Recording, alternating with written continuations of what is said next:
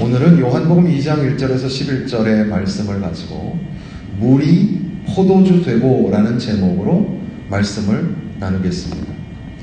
물이 변하여 포도주가 된 사건을 기록하고 있는 본문입니다. 그런데 이 제목을 물이 포도주 되고라고 이렇게 만들었을 때 젊은 사람들은 이 CCM 음악 중에서 이 Our God이라는 노래가 있는데 크리스 탐린이라는 사람이 부르는 노래입니다. Our God. 거기에 첫 번째 줄 가사가 물이 포도주 되고라고 번역을 했습니다. 이 크리스 탐린이라는 가수는 CCM계에서는 굉장히 유명한 가수이고 CCM이라는 크리스찬 컨템포러리 뮤직에서 빌보드 차트에 상위권에 들어간다는 건 상당히 쉽지 않은데 현재까지 한 4곡 정도가 1위를 차지한 적이 있는데 그 중에 한 곡을 이 크리스 탐린이 부른 노래가 올라가기도 했었습니다. 근데 그 Our God, 우리 하나님이라는 번역의 노래, 그 가사는 당신은 물로 포도주를 만드시고 소경의 눈을 뜨게 하십니다. 당신과 같은 이가 없습니다. 어두움에서 빛을 발하시고 잿더미 속에서도 우리는 일어납니다. 당신과 같은 이가 없습니다. 여호와는 위대하시고 하나님은 강하십니다. 하나님은 그 어떤 것보다도 높으시고 하나님은 치료자이시며 놀라운 권세를 가졌습니다. 우리 하나님, 우리 하나님. 우리 하나님이 일하시면 누가 우리를 막을 수 있을까요? 우리 하나님이 우리와 함께 하시면 누가 우리를 맞설 수 있을까요? Our God, our God. 우리 하나님, 우리 하나님. 그런 노래입니다. 그 노래 가사를 부르면서 그 기적을 베푸시는 주, 전능하신 하나님을 묵상하면서 특별히 물이 포도주 되고라는 제목을 잡게 된 겁니다. 지금 우리는 코로나를 끝내면서 소위 엔데믹이라고 말을 하기도 하고 그리고 우리가 코로나 중간을 지나가면서 말씀드렸던 것처럼 뉴 노멀의 시대가 온다. 그러니까 새로운 일상이 우리에게 찾아온다. 포스트 코로나 또는 엔데믹의 시대에 일상이 너무나 많이 바뀌어져 버린 것을 우리는 지금 맞닥뜨리고 있습니다. 그런데 그저 과거로 회귀하고 돌아가는 것처럼 쉽게 생각했지만 사실은 모든 정치, 외교, 세계, 경제, 모든 사람의 철학과 생각에 이르기까지 모든 광범위한 그런 영역에서 새로운 일상, 뉴노멀이 시작되고 있습니다. 교회도 예외는 아닙니다. 교회는 그동안도 성도들의 숫자가 줄고 자리가 빈다는 얘기에 경고가 계속 있어 왔습니다. 그러다가 그래도 그것이 천천히 일어나지 않겠는가라는 안일함이 우리에게 있었다면 갑자기 이 코로나가 사태가 발생하면서 교회의 문을 닫았습니다. 비대면이라는 독특한 방법으로 예배를 끌어오려고 했지만 그럼에도 불구하고 예배 현장에서 문이 닫혔다는 것은 충격적인 사건이었습니다. 그런데 더 심각한 것은 이제 코로나가 지나가고 코로나 이후로 바뀌면서 성도들의 생각도 바뀌고 있다는 겁니다. 비대면에서 대면으로 그리고 이제 온라인에서 현장 예배로 다시 돌아와야 하는데 그들의 걸음이 주저하고 있다는 거죠. 단지 건강을 걱정해서라고 하기에는 분위기가 심상치 않은 것은 우리들의 신앙을 점검할 시간조차 없이 이 뉴노멀의 시대는 상당히 빠른 속도로 세상을 덮치고 있다는 사실입니다. 그래서 이 세상에 적응하고 세상에 적응하여 새롭게 마치 카멜레온이 자기의 색을 바꾸는 것처럼 그렇게 세상에 적응하여서 살기에 급급한 오늘 우리. 그러나 그러한 변화로는 세상을 감당할 수 없고 본질적인 변화가 우리에게 필요한데 성경으로 돌아가고 모든 만물을 창조하시고 새롭게 하시는 이 하나님 그리고 그 하나님의 사랑의 확증으로 우리에게 오셔서 옛사람을 새사람 되게 하시고 죄 가운데 죽을 인생을 천국 백성 만들어주시는 주님의 새롭게 하시는 예수님을 만나는 사건이 우리에게 필요하기에 바로 이 물이 포도주 되고라는 이 사건, 이것은 우리에게 매우 적절한, 적시한 그런 말씀이 될 것입니다.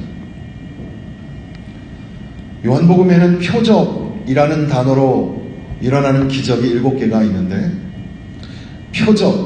표적이 뭘까? 표적은 기적의 사건입니다. 그러니까 초자연적인 사건인데, 오늘 우리에게 기적이 일어나는가? 여러분, 기적을 믿으십니까? 전능하신 하나님이 함께 하시면 기적의 사건이 일어나는 것을 믿으십니까? 여러분 삶에서 그런 것들을 경험하고 계십니까?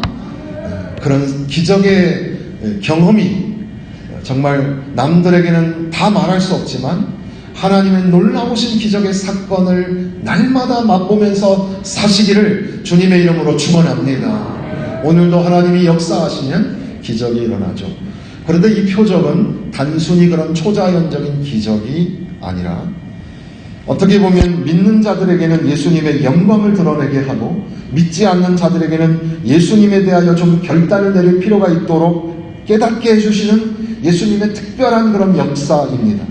특별히 사도 요한은 이렇게 생생한 초자연적인 기적과 권능의 역사를 통하여서 그 사건 그 자체에 머무르지 아니하고 그 사건 너머에 그 역사를 이루시는 분 예수가 바로 그 표적의 중심이라고 선포하고 있는 겁니다.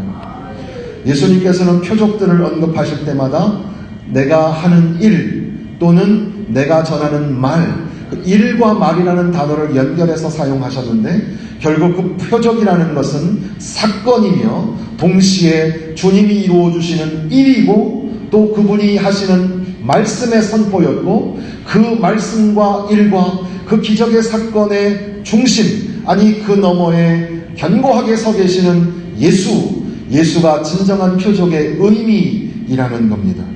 그래서 이 표적의 사건을 통해서 우리는 예수를 만나게 되는 거죠. 첫 번째 표적이 가나의 혼인잔치입니다.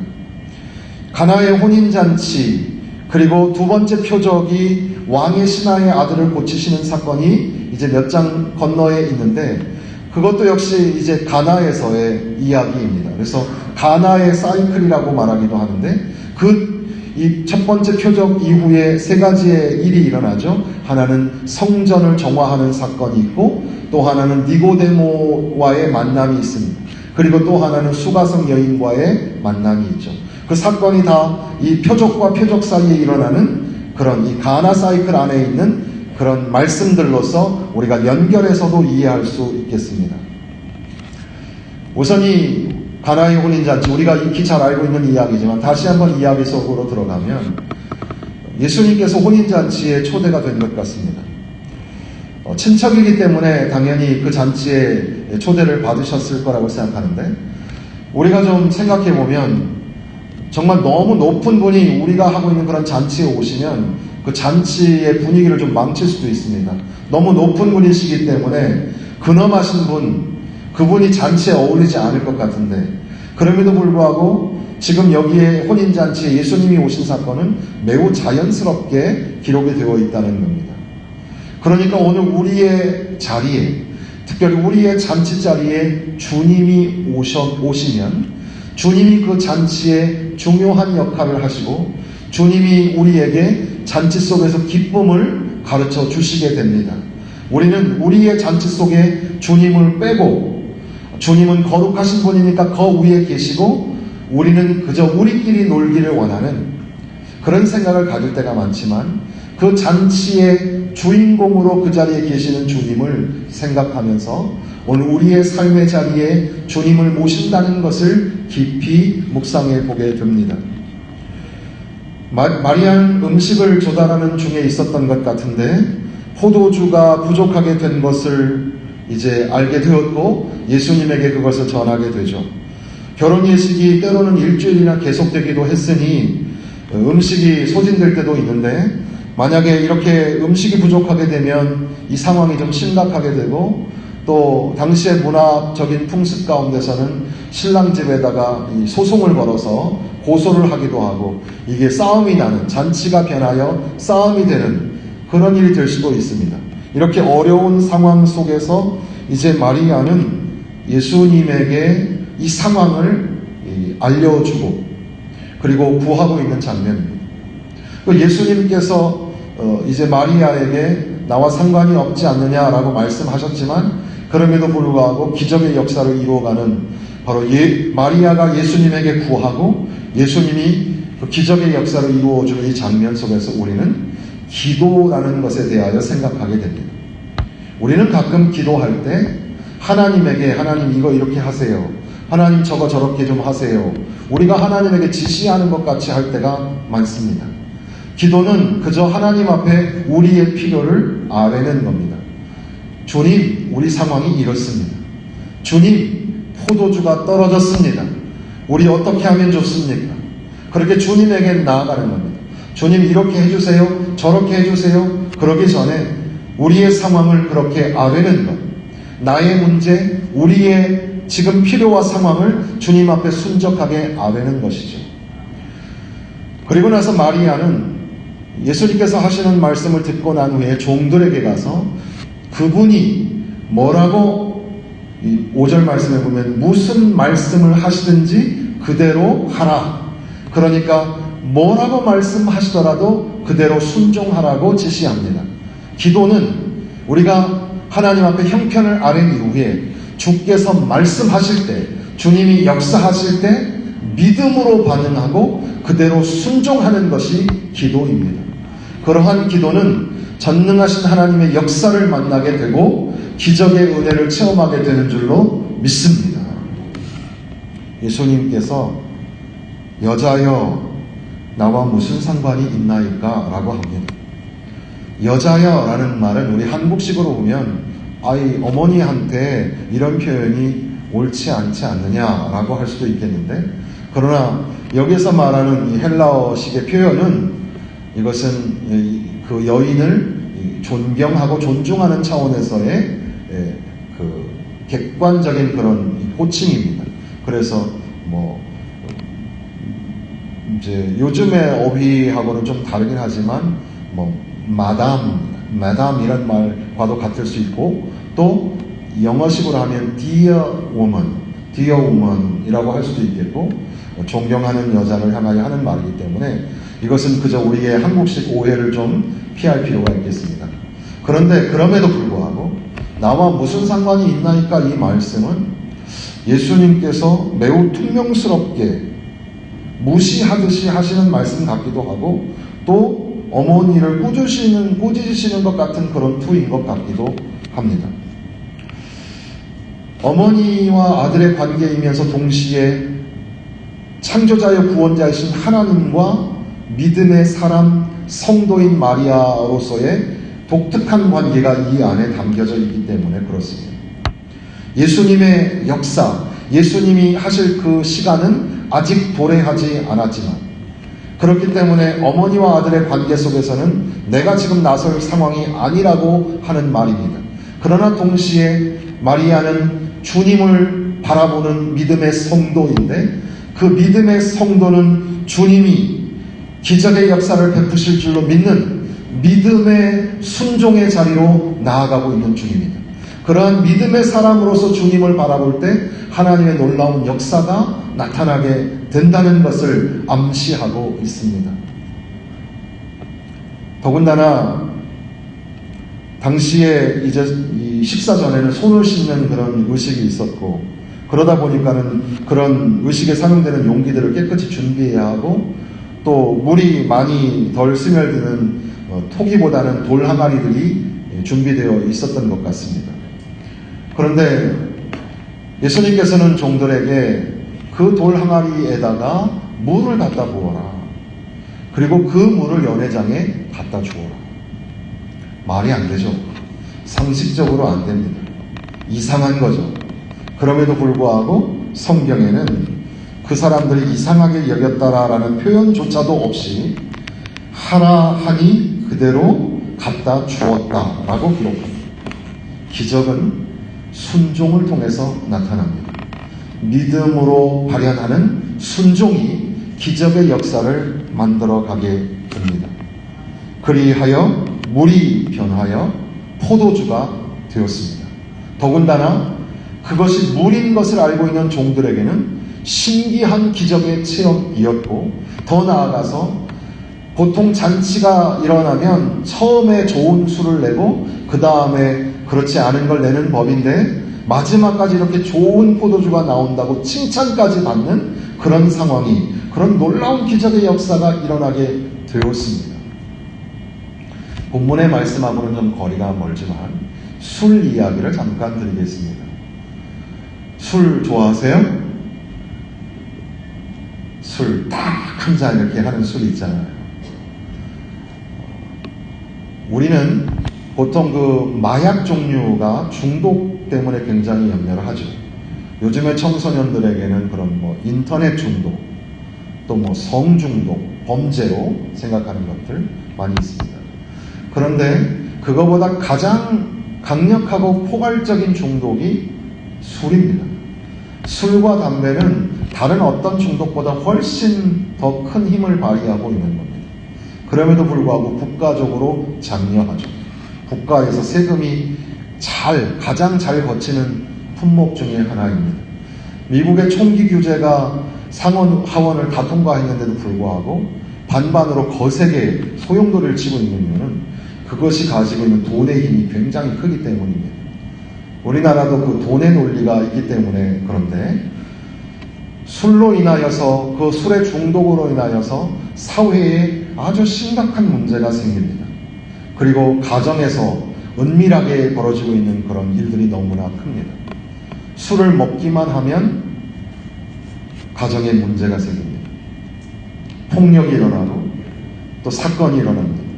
그것 때문에 멍들고 병들어 있는 가정이 참 많습니다. 그리고 알코올 중독으로 시름시름 알아가는 사람들이 너무나 많습니다.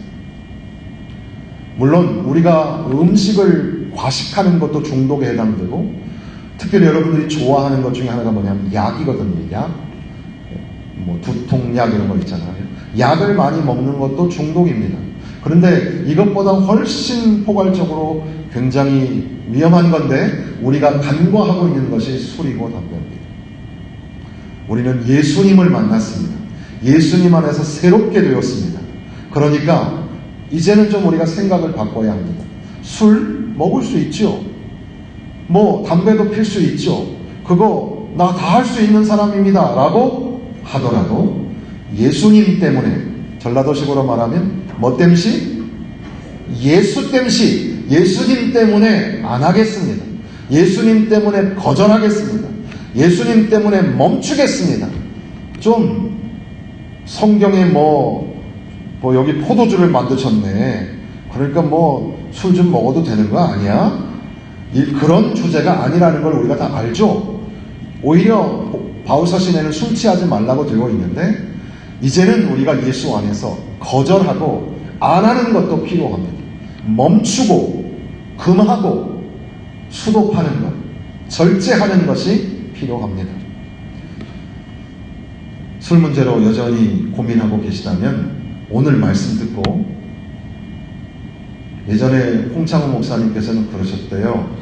들어보니까 그거 못 끊겼으면 교회 나오지 마라 그랬대요.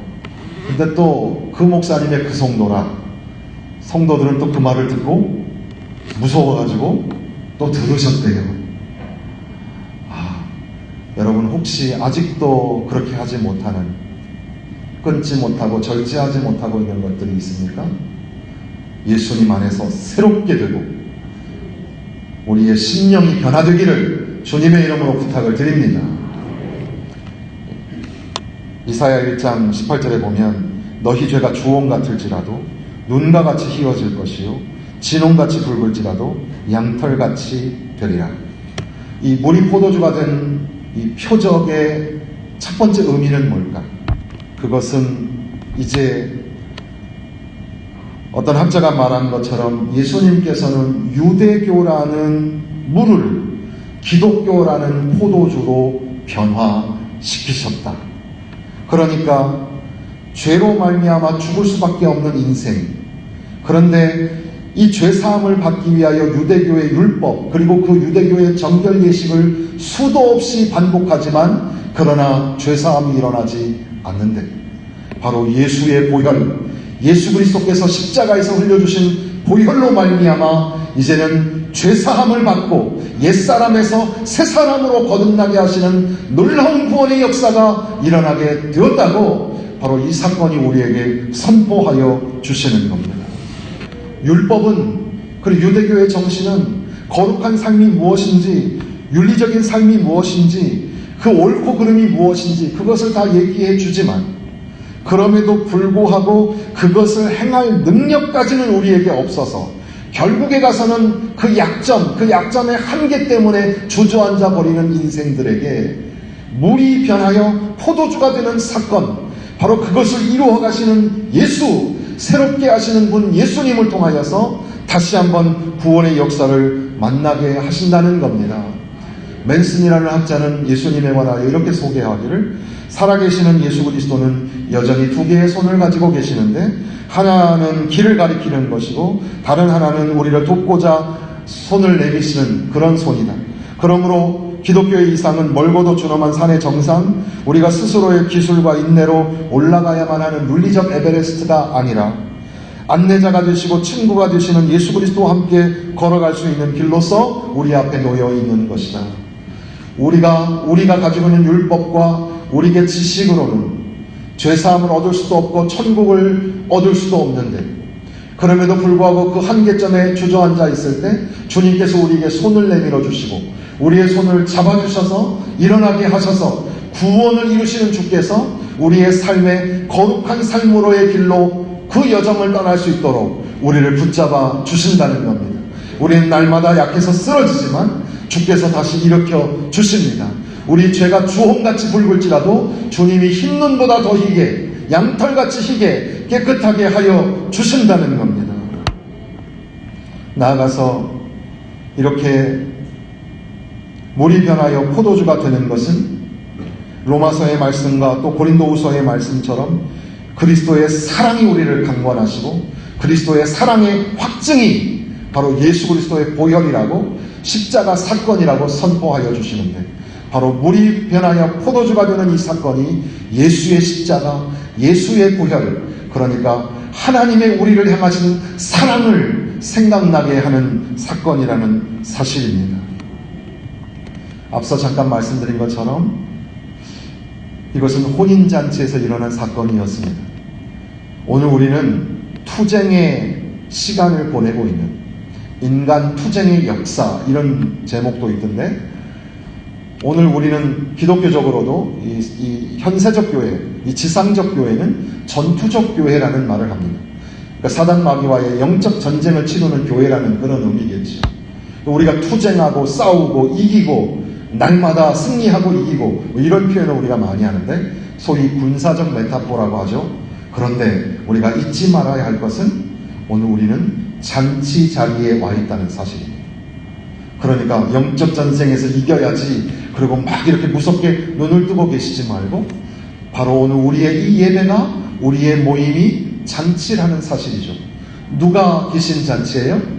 예수님이 계신 잔치, 예수님이 우리와 함께 하시는 잔치. 물이 변하여 포도주가 되게 하시듯 죄로 말미암아 죽을 수밖에 없는 나를 용서하여 주시고 구원하여 주셔서 새 사람 되게 하시는 그 놀라운 구원의 은혜의 역사, 그 잔치 자리에 나를 불러주셔서 예수님 만나고 예수님 영접하고 예수님과 동행하는 삶을 살게 하신다는 겁니다.